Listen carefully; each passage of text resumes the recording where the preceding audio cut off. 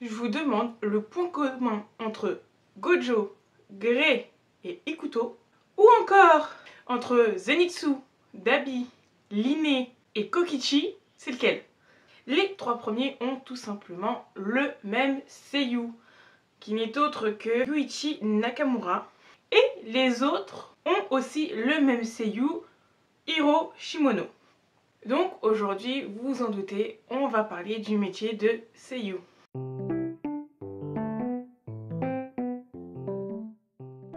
On va voir le panel incroyable de tâches qui est demandé à un seiyuu.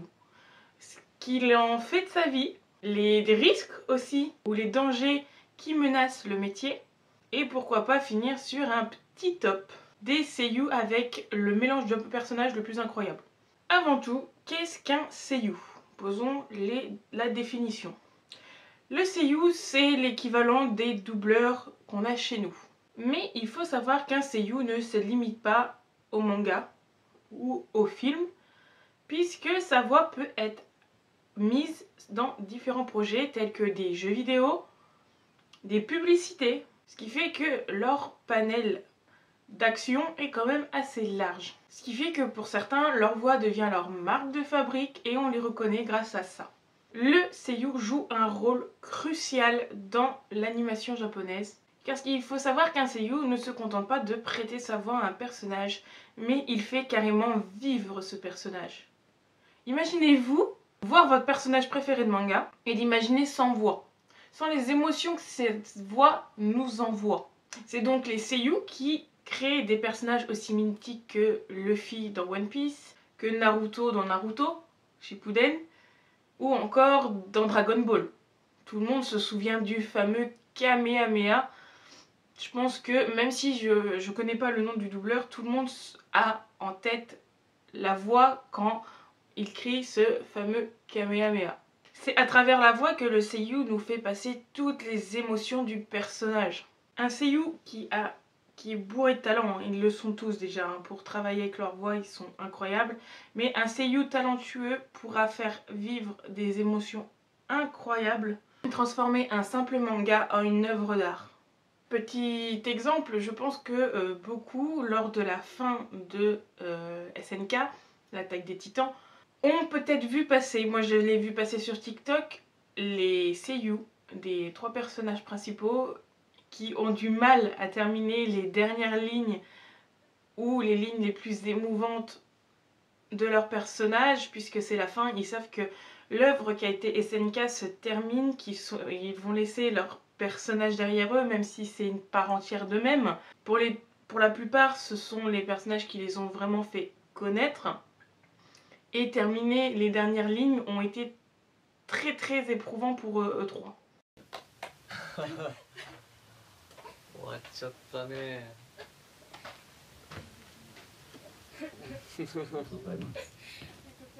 Ensuite, je voudrais parler de la voxographie sélective, qui est un atout incroyable pour les seiyuu.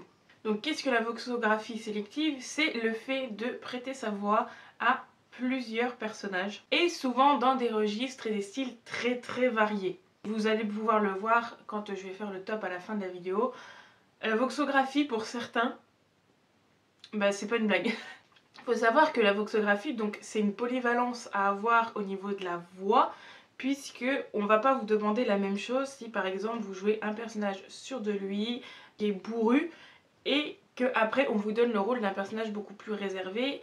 Là, le seiyuu va devoir travailler sa voix pour à la fois qu'on le reconnaisse, mais aussi que tous les personnages ne se ressemblent pas, puisqu'il n'y a pas les mêmes émotions à faire passer au spectateur. Et il faut aussi, avec cette voxographie sélective, que le seiyuu s'adapte à un changement de script très très tard, ou alors à une direction artistique totalement différente. C'est cette voxographie sélective qui fait que un seiyuu va être reconnu ou pas, ou alors qui va gagner en popularité, puisque un seiyuu qui va savoir s'adapter très très rapidement va être un seiyuu que beaucoup de personnes vont peut-être pouvoir recommander, puisque le travail va être fait rapidement, d'une bonne manière. On peut croire que le métier de seiyuu c'est genre la bonne planque, puisque Tu ne travailles pas vraiment puisque tu travailles avec ta voix, tu lis des choses qui sont affichées sur un écran et genre tu es payé à ça. Mais il faut savoir que le métier de seiyuu c'est pas si reposant et de tout repos, puisque un seiyuu peut passer des journées et des journées, voire des semaines en studio d'enregistrement. Et il faut savoir qu'un seiyuu doit se renouveler constamment. Donc, par exemple, vous allez voir, il y a un seiyuu qui est dans ma liste de top qui a 50 ans et qui fait du doublage bien avant que je sois née. Donc je peux vous dire que la liste des personnages qu'il a fait, elle est astronomique. Et c'est des rôles qui, pour la plupart, ne sont pas pareils. Donc lui, il a su se renouveler et il fait encore des rôles aujourd'hui. Puisque aujourd'hui, il double, le dernier que moi j'ai retenu, que je connais, il a doublé un personnage dans Wuthering Wave. Si vous voulez savoir, c'est Brent. Et je me suis dit, mais il enregistre sa voix depuis plus de 25 ans. C'est énorme. Et je crois qu'il a commencé en 81 ou 90. Donc ça fait plus de 30 ans que le gars donne sa voix et fait vivre des personnages. Donc il a su se renouveler lui. Il n'y a pas de problème. Mais c'est incroyable de se dire qu'il a donné sa voix à tant de personnages. Il faut savoir que le monde de l'animation et surtout le monde de l'animation japonaise, il évolue très rapidement. Il y a toujours de nouvelles séries, de nouveaux personnages. Et donc du coup les seiyuu, il y en a quand même beaucoup au Japon. Et il faut se dire à ce moment-là que toi tu es un seiyuu parmi tant d'autres. Faut que tu sois attractif, puisqu'il faut que les gens te choisissent, ou alors que tu réussisses les auditions pour certaines voix de personnages. Donc il faut que tu arrives à sortir du lot. Donc un seiyuu doit constamment s'entraîner, constamment se vendre, en quelque sorte, pour avoir ces nouveaux personnages. Et ne pas se faire oublier, puisqu'un seiyuu qui se fait oublier, malheureusement, il n'aura plus de rôle. Ce qui est considéré comme le plus dur dans le doublage, c'est le doublage tardif. Puisque c'est un doublage où le seiyuu va arriver et devoir poser sa voix sur un montage et des animations terminées. Ça veut dire que c'est lui qui va devoir s'adapter à l'animation et être parfait. Vraiment, il faut qu'il soit parfait avec le mouvement du personnage, par rapport à des fois où les seiyuu enregistrent les voix et des fois les studios d'animation arrivent à se dépatouiller un peu et à gérer eux-mêmes avec la voix du seiyuu. Donc c'est pour ça que je vous disais que c'était pas de tout repos, puisque des fois quand tu fais de l'animation, de l'enregistrement tardif, des fois tu es obligé de refaire au moins une dizaine de fois la même prise. Et ça doit être fatigant et surtout barbant d'enregistrer 10 fois la même phrase. Parce que soit l'intonation va pas, soit le rythme est pas bon, et ça tu le refais plus d'une dizaine de fois. Et il faut se dire que ça peut arriver pour une seule scène, mais ça peut arriver pour plusieurs scènes aussi pendant la journée ou la semaine. C'est très très long. Et il faut savoir que le métier de seiyuu est très très demandeur en énergie, et que il y a certains seiyuu, enfin le monde des seiyuu est quand même assez précaire.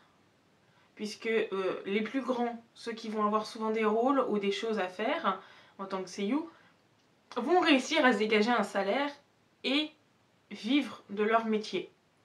Mais beaucoup de seiyuu, soit qui débutent ou qui sont un peu en dessous de la popularité normale, eux, ils vivent dans la précarité quand même. Des fois, tu as certains seiyuu qui, à côté de leur métier de seiyuu, ont un autre travail. Donc c'est pour ça que le métier étant assez difficile et rude, les écoles, puisqu'il y a des écoles de seiyuu, les forment à d'autres arts tels que le théâtre, la danse, le chant. Il faut savoir aussi que de nombreux seiyuu ont une carrière musicale à côté, puisque de nombreux seiyuu jouent soit des rôles de personnages de chanteurs ou autres, et ce qui fait que leurs agences et les personnes qui créent les mangas en profitent pour faire des produits dérivés à peu près et créer ce qu'on appelle les caractères songs. Ce sont des disques qui regroupent les chansons des personnages chantées par ces mêmes seiyuu. Par exemple, il n'y a qu'à voir le fait que Utano Prince Sama, au début, c'était un jeu, un otome game, sur les divers supports, PC, tablette, téléphone. Et Utano Prince Sama a eu le droit à son manga. Enfin, plutôt à son animé, du coup. Et Utano Prince Sama, les musiques, elles sont comme ça, vraiment.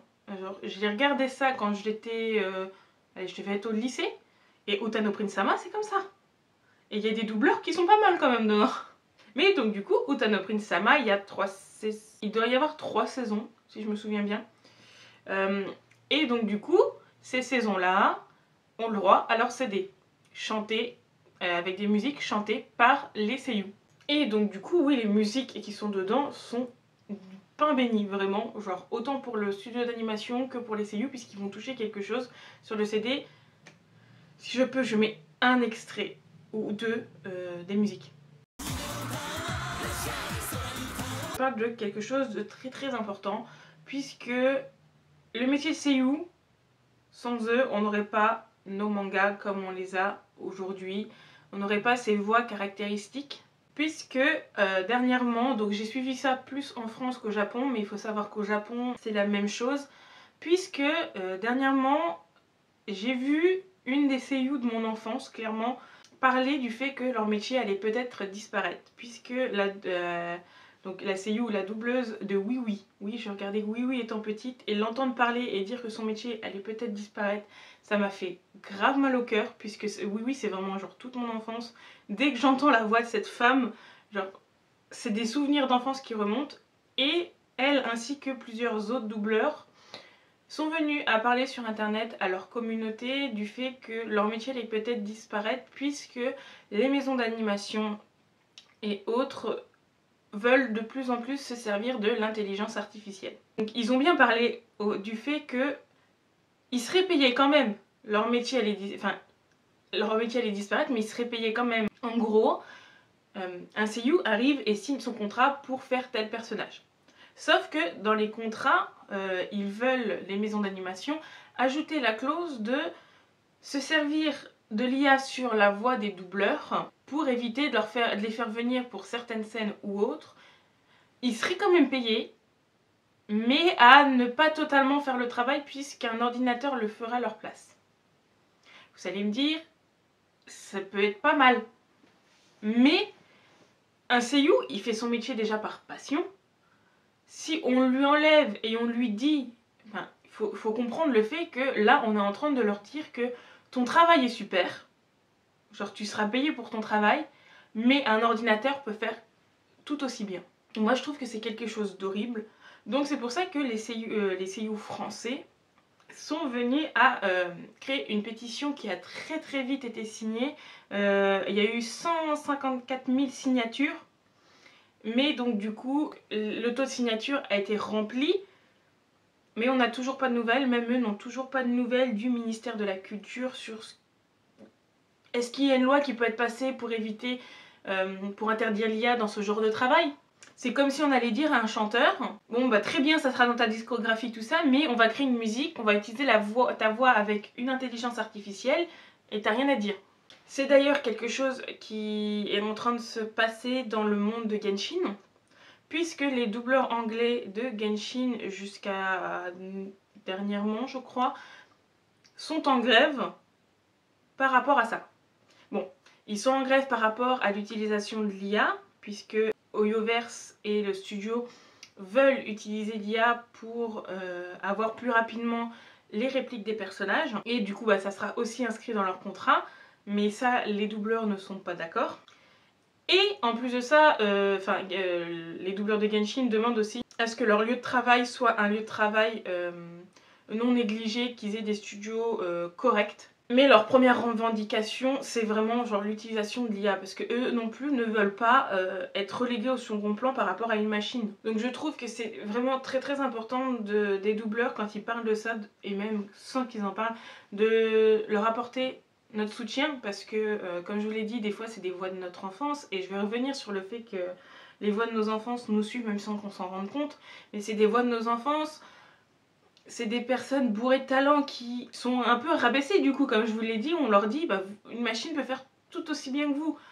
Donc je trouve que c'est vraiment très très important, autant les seiyuu japonais que les doubleurs anglais, que les doubleurs français, de leur apporter notre soutien, parce que c'est pour nous qu'ils le font, c'est pour les fans des mangas qu'ils le font. Et donc du coup c'est à nous aussi de dire que on vous entend, on vous comprend et on n'est pas d'accord comme vous avec ce qui se passe. Maintenant, faisons un petit top 6 des seiyuu japonais les plus incroyables. Bon, je les connais pas tous, il y en a beaucoup, je connais les personnages, je connais pas leur vie, et il y a des seiyuu que je ne connais pas du tout, et c'est pour ça que il va y avoir vraiment genre leurs personnages qu'ils ont fait, et j'ai pas pu mettre beaucoup de seiyuu, hein. Sinon j'aurais pu mettre tous vos seiyuu. Il faut dire que par exemple je vais donner certains seiyuu, je vais pas donner certains de leurs personnages parce que je ne les connais pas. Mais donc du coup on commence par ni plus ni moins que Miyano Mamoru. Miyano Mamoru, si je devais vous montrer la liste des personnages qu'il a fait, on serait là encore pendant des heures. Mais si je vous dis qu'il a doublé Light Yagami, Death the Kid,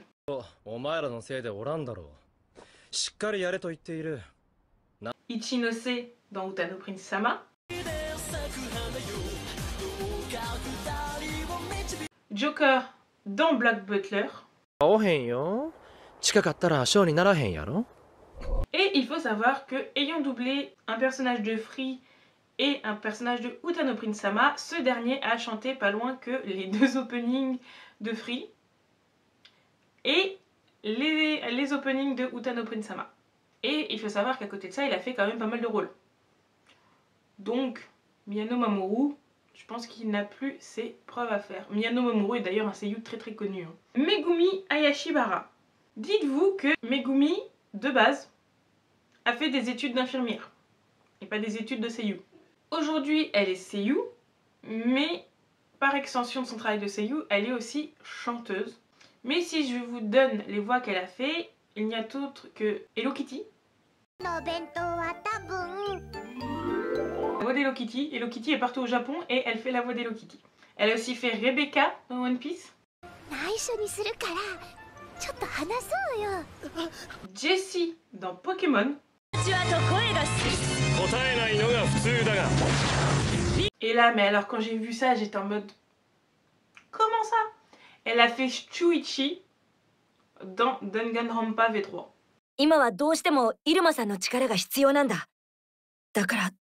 Donc, elle a doublé le personnage principal de Danganronpa V3. Et en plus de ça, elle a sorti pas loin de 21 albums. Je pense que elle non plus, elle n'a plus ses preuves à faire. Junichi Suabe, le gars c'est un roi parmi les rois. Je ne connaissais pas le nom du doubleur, mais je connais très bien les personnages qu'il a doublés. Puisque ce n'est autre que Undertaker dans Black Butler.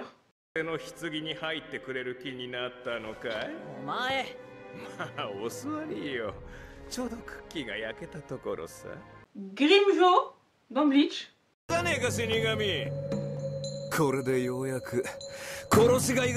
Barreau dans Blue Lock. Fried dans Fairy Tail. Sukuna. Aomine.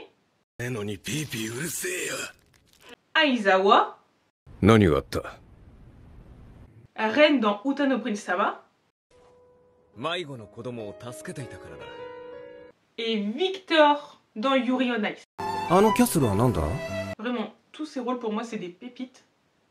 Et j'ai du mal à m'imaginer que Aizawa, Grimjo et Victor partagent la même voix. Je peux pas. Ou alors que Aizawa et Fried, en fait c'est la même voix. Je suis en mode, ah bon? Ah peut-être. Vraiment, genre quand on met les personnages côte à côte, c'est pour ça que je vous dis que c'est incroyable à quel point un seiyuu peut changer sa voix, puisqu'il y a des moments, ok la voix est ressemblante, mais il y a des moments c'est pas du tout le même personnage, les voix c'est pas du tout pareil. Il faut se dire qu'en plus de ça, il a doublé aussi pas mal de personnages dans les jeux Final Fantasy, donc lui c'est pareil. Vu les personnages qu'il a doublés, monsieur, vous avez tout mon respect. Aoi Yuki, pour elle, c'est pareil, j'étais en mode c'est pas possible qu'elle double ces personnages là, c'est pas possible. Puisqu'elle double Tsuyu dans MHA, Mao Mao dans les carnets de l'apothicaire,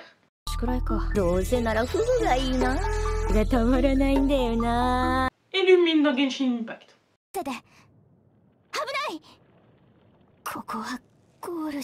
Bon, faut se dire que pour Lumine, il n'y a pas beaucoup de travail, elle parle pas beaucoup.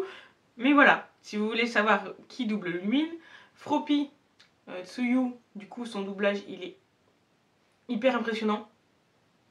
Puisque comme elle a la langue dans la bouche, le doublage japonais, les 3/4 du temps, elle double comme ça et ça doit être hyper dur. Et puis Mao Mao. Mao Mao, mais un de mes personnages préférés. Quand j'ai vu ça, j'ai fait ah bon bah Lumine, elle a le... D'accord. Elle a le même doublage que Tsuyu et Mao Mao. En tout cas, si vous jouez à Genshin Impact et que vous vous plaignez que Lumine elle parle pas assez, si vous voulez des phrases de Lumine, vous savez comment faire maintenant. Vous prenez le doublage de Mao Mao et de Tsuyu, vous avez la voix de Lumine. Daisuke Kishio, c'est le fameux monsieur dont je vous parlais plus haut dans la vidéo qui a fait je ne sais pas combien de personnages. Puisque on a tout simplement affaire à Loki dans Fairy Tail, Kaito dans Peachy Peachy Peach, et je peux vous dire que Peachy Peachy Peach, ça date. Kaname dans Vampire Knight, Azusa dans Diabolic Clovers. Je m'attendais pas à trouver un seiyuu qui a fait les voix de Diabolic Clovers. Et le fameux Brent dans Wuthering Wave.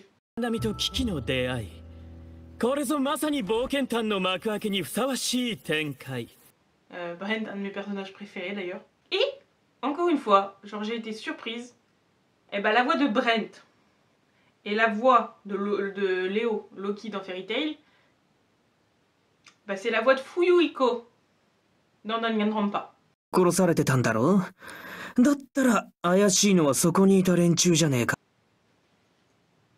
Voilà. C'est un peu détruit le mythe du personnage, je vous avoue un petit peu là. Et comme je vous l'ai dit, bah aujourd'hui il a 51 ans, le monsieur. Il continue puisque bah, Brent vient de sortir il y a très peu de temps. Donc il est encore actif en tant que seiyuu. Maintenant j'aimerais bien savoir, j'ai pas fait la recherche, j'aurais dû je pense, voir quel est l'âge du seiyuu le plus vieux, encore actif. Parce qu'il y en a beaucoup qui arrivent à la cinquantaine et qui sont encore très actifs dans le monde du seiyuu.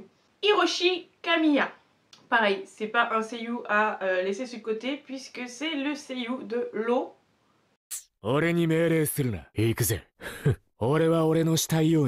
De One Piece. Akashi dans Kuroko's Basket.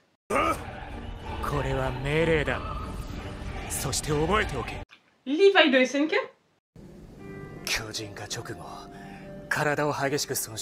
Mais aussi Neuvillette dans Genshin Impact.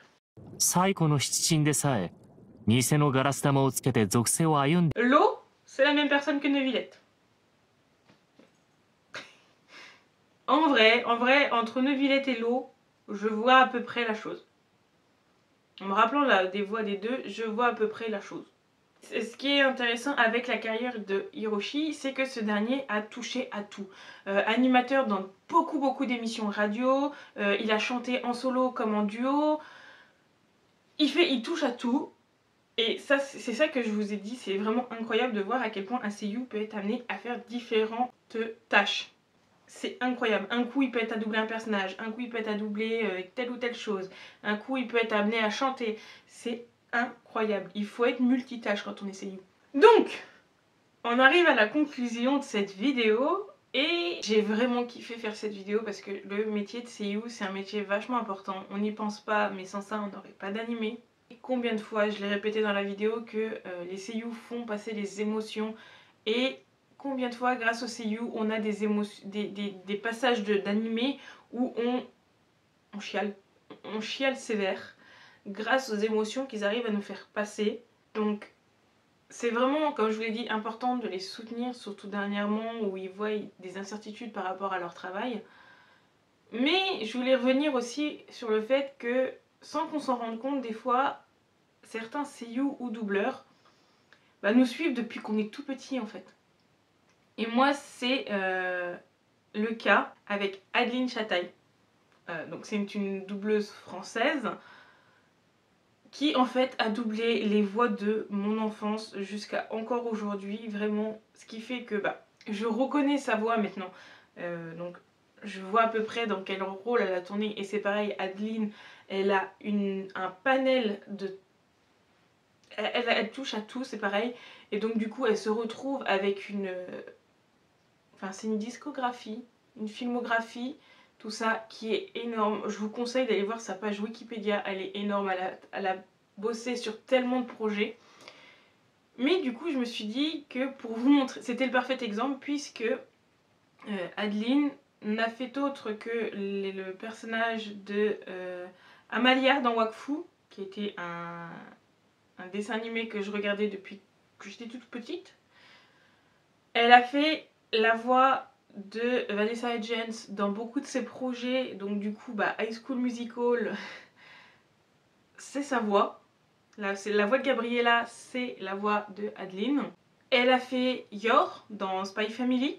Et dernièrement, le rôle auquel je me suis le plus accrochée et où elle a fait un doublage de folie, c'est Jinx dans Arcane. Jinx, c'est un personnage, maintenant il est dans mon cœur. Et c'est Adeline qui le fait. Alors je crois qu'elle avait dit dans une interview que Jinx était le rôle où elle avait le plus de mal à doubler, mais elle a fait un boulot de malade. Vraiment. Je pense que si c'est pas Adeline qui avait doublé Jinx, j'aurais pas autant accroché au personnage. Et il faut dire que le personnage en lui-même est tellement complexe qu'elle a réussi, je pense, et c'est mon avis personnel ici, à ramener les émotions du personnage pour qu'il t'explose à la figure. Vraiment, genre Jinx est un personnage qui fait tout passer par ses émotions intérieurement, et Adeline, j'ai l'impression qu'elle a réussi à faire vivre le personnage mais à la perfection. Et en plus de ça, petit pince d'or, c'est aussi la voix d'Ellie dans les The Last of Us. Mais c'est tout ça pour dire que le métier de seiyuu est très important. Que ce soit dans l'animation japonaise ou même chez nous, on n'aurait pas toutes nos émissions, tous nos animés, tout ça, sans eux. Donc je remercie, même s'ils ne le verront pas, genre, je remercie tellement tous les seiyuu, que ce soit les seiyuu japonais, anglais ou français, ceux que je regarde le plus, mais tous ceux qui doublent en fait. Ils font un travail incroyable et je les remercierai jamais assez de nous avoir donné tout ce qu'on a aujourd'hui. Dites-moi en commentaire si certains mélanges de personnages pour un seiyuu sont assez atypiques pour vous, que vous vous en doutiez pas. Dites-moi aussi votre seiyuu préféré ou des seiyuu que vous-même vous êtes étonné d'avoir vu faire tel ou tel personnage. Dans tous les cas, je vous souhaite une bonne journée, une bonne soirée en fonction de l'heure à laquelle vous regardez cette vidéo. Et surtout, prenez soin de vous.